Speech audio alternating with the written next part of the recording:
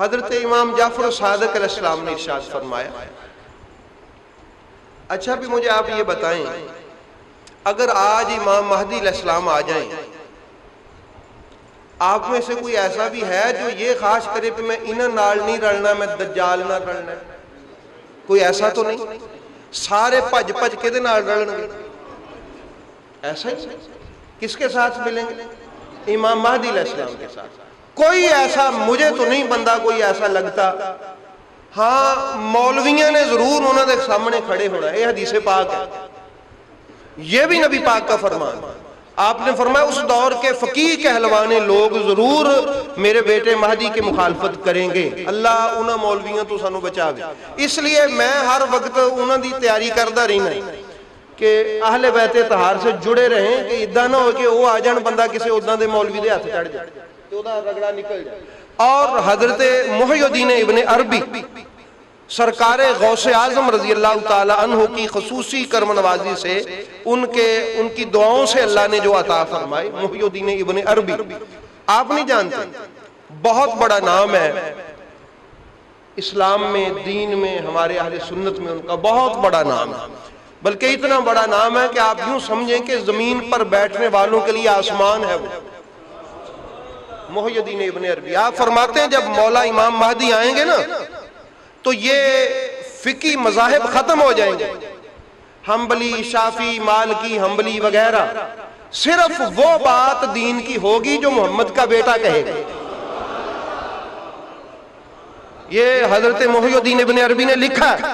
آپ فرماتے ہیں کوئی اس وقت کوئی حنفی، مالکی، حنبلی، شافعی نہیں ہوگا، اور یہ نہیں، صرف جو بھی ہوگا وہ مہدوی ہوگا، محمدی ہوگا، اور وہ مولائی ہوگا، علی کی بیٹے کے پیچھے چلنے والا ہوگا۔ آپ مجھے یہ بتائیں کہ اگر وہ آج آ جائیں، محبت سے ان کے دامن سے وابستہ ہونے کو تیار ہے نا؟ وہ کتنویں امام ہے؟ 11ویں، اور وہ 12ویں امام ہے۔ کتنے میں؟ 12ویں۔ اچھا سارے بڑے چاہ دے وچ نے کہ جے آج جو آ جائے 12واں امام تے اسی اودے نال لگنا تے پریشانی یہ ہے کہ اتلے 11 دا نام لئیے تو موت پہ جائے، یہ مسئلہ ہے۔ وہ جی بندہ ہی سنی نہیں، اتلے 11 دا نام لو تے مسئلہ بن جاندہ ہے تے 12ویں دے نال پاج پاج رلن نو تیار ہے۔ اور یہ ذہن میں رکھ لیں وہ 12واں بھی بڑا سیانا ہے، وہ بھی کسی ایسے بدبخت کو اپنے دامن سے وابستہ نہیں کرے گا جو اوپر والے 11 سے ملنا پسند نہیں کرتا۔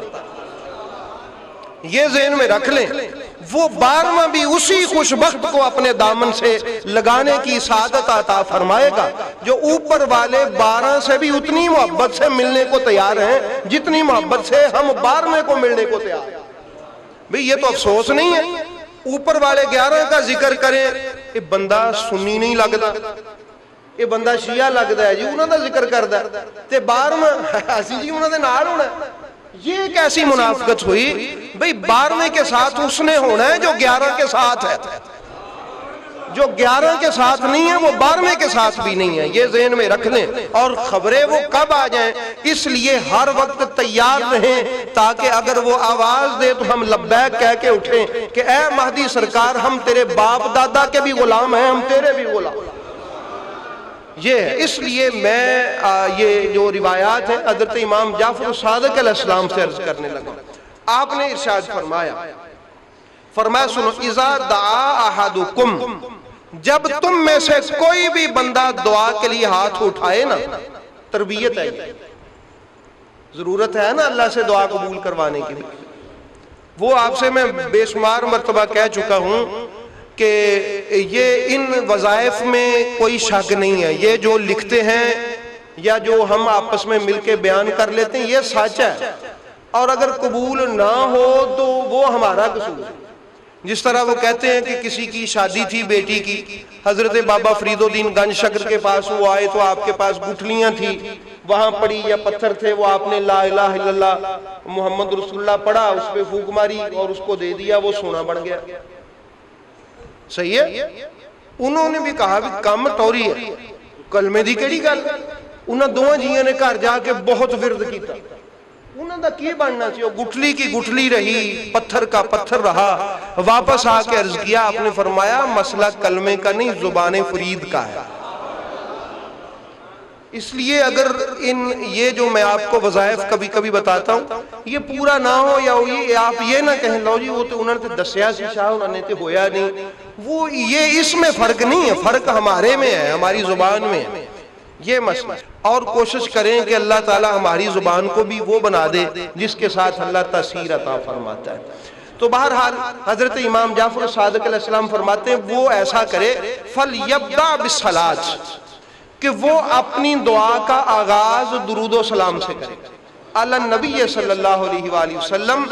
پھر فرماتے ہیں فَإِنَّ الصَّلَاةَ عَلَى النَّبِيِّ صلی اللہ تعالیٰ علیہ وآلہ وسلم مقبولۃ، کیونکہ درود قبول ہی قبول ہے۔ یہ میں پڑھوں، آپ پڑھیں، کوئی نیک آدمی پڑھے، کوئی گناہگار پڑھے، کوئی سب سے میرے جیسا بڑا گناہگار پڑھے، جیسا بھی کوئی پڑھے، یہ درود قبول ہی قبول ہے۔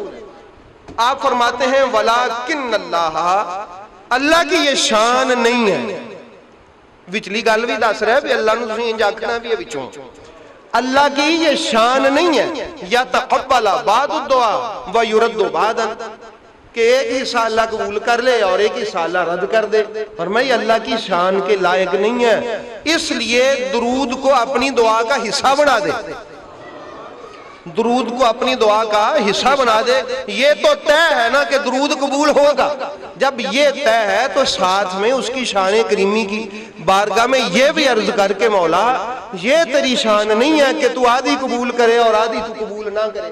یہ سکھایا جا رہا ہے ہمیں کہ جب ہم دعا کریں تو یہ ساتھ میں نیت بھی کریں اور عرض بھی کر دیں اللہ کی بارگاہ میں کہ مولا کریمہ یہ تیری شان کے ہی لائق نہیں ہے کہ آدھی دعا تو قبول کر لے اور آدھی میری تو واپس کر دے۔